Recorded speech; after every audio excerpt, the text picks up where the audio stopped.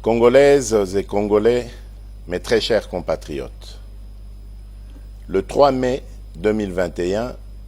face aux menaces graves pesant sur l'intégrité de notre territoire et à l'insécurité récurrente vécue par nos populations de l'Est du pays depuis 3 décennies, je proclamais l'état de siège dans les provinces de l'Ituri et du Nord Kivu. En effet, conformément à mes prérogatives consacrées par les articles 69, 85, 144 et 145 de la Constitution, je recourais à ce dispositif exceptionnel de gouvernance afin de répondre de la manière la plus appropriée et la plus adaptée à cette situation, en ce particulièrement dans la nature des actions à entreprendre dans ces zones opérationnelles où les ennemis de la paix devaient de toute urgence être affrontés et l'autorité de l'État restaurée. À situation exceptionnelle, mesure exceptionnelle. Il demeurait limpide que la mise en œuvre de ce dispositif s'accompagnerait d'un régime restrictif des libertés publiques, non sans incidence sur le mode de vie habituel de nos populations, immédiatement sensibilisées à consentir à d'importants sacrifices en guise de soutien patriotique à cette lutte pour la survie de notre nation. C'est pourquoi, 2 années et 4 mois après l'entrée en vigueur de ce régime d'exception aux conséquences tout aussi exceptionnelles sur le quotidien des populations sur terrain, et à la suite de plusieurs rencontres avec des sénateurs, les députés nationaux et les députés issus des 2 provinces, ainsi que des rapports de mission d'évaluation effectués par le Premier ministre, j'apercevais clairement le besoin d'une réflexion approfondie impliquant tous les acteurs concernés sur la question en vue d'obtenir les recommandations les mieux indiquées au sujet de la situation juridico-politique rencontrée dans ces 2 provinces. Cette réflexion devait toutefois avoir lieu tout en veillant à préserver les avancées significatives socio-économiques, politiques et sécuritaires acquises par la gouvernance militaire de l'état de siège. Face à la prolongation de cette situation exceptionnelle et soucieux de prendre en compte les aspirations profondes du plus grand nombre de forces vives de la partie est de notre pays, j'ai donc instruit le Premier ministre d'organiser et de convoquer une table ronde politique sur l'évaluation de l'état de siège dans les provinces de l'Ituri et du Nord Kivu, organisée du 14 au 16 août 2023 à Kinshasa. Cette table ronde que j'ai voulu inclusive a connu, en plus de la participation des élus nationaux et provinciaux issus des provinces concernées, des délégués des institutions nationales, la participation active des forces vives d'autres provinces de la République, ce qui témoigne de l'élan de la solidarité affichée par les Congolaises et Congolais de tous bords derrière cette cause nationale. Mes très chers compatriotes, mus d'un sens élevé de patriotisme et de responsabilité, les différents participants ont travaillé d'arrache-pied durant les 3 journées allouées à cette table ronde pour proposer une option concertée en vue de pacifier définitivement les provinces de l'Ituri et du Nord Kivu, et ce, au regard de l'évolution du contexte sécuritaire, politique, économique et social.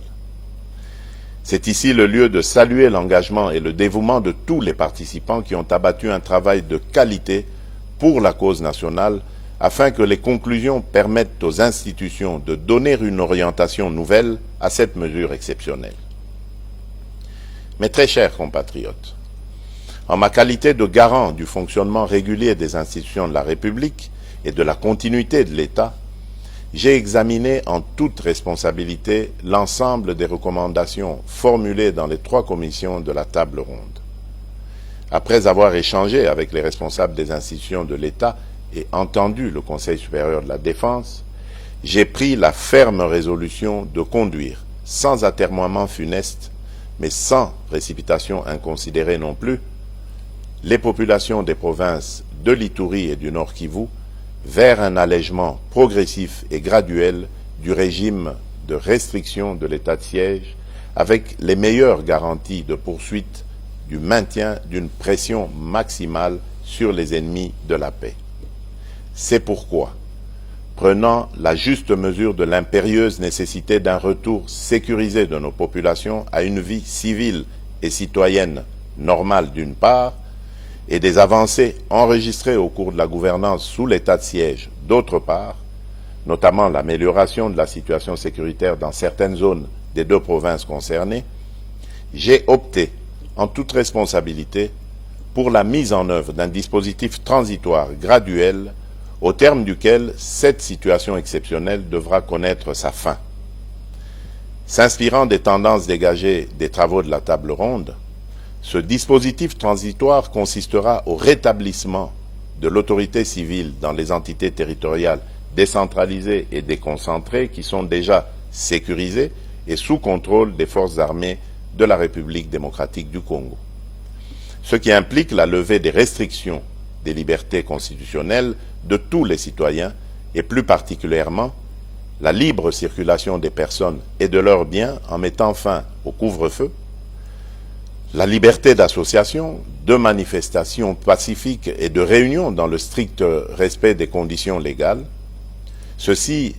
est d'autant plus important que les différents acteurs engagés au processus électoral ont droit à y participer pleinement et sans entrave aucune.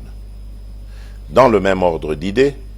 j'engage le gouvernement central à régler sans délai les arriérés d'émoluments des animateurs des institutions provinciales mises en veilleuse par l'état de siège, tel que cela leur est garanti par l'ordonnance numéro 21/016 du 3 mai 2021 portant mesures d'application de l'état de siège. Il va sans dire qu'en plus de leurs compétences matérielles, les juridictions civiles, du reste compétentes pour gérer les contentieux électoraux, recouvrent le plein exercice de leurs compétences répressives, à l'exception de quelques préventions liées à la sûreté nationale qui relèveront, elles, des juridictions militaires. Mes très chers compatriotes, après l'état d'urgence sanitaire, les mesures de ce dispositif transitoire et graduel de l'état de siège nous conduisent dans une nouvelle expérience constitutionnelle de gestion des situations d'exception. Elles marquent notre détermination à défendre jusqu'à la dernière énergie notre intégrité territoriale, notre souveraineté et notre dignité comme peuple. En effet,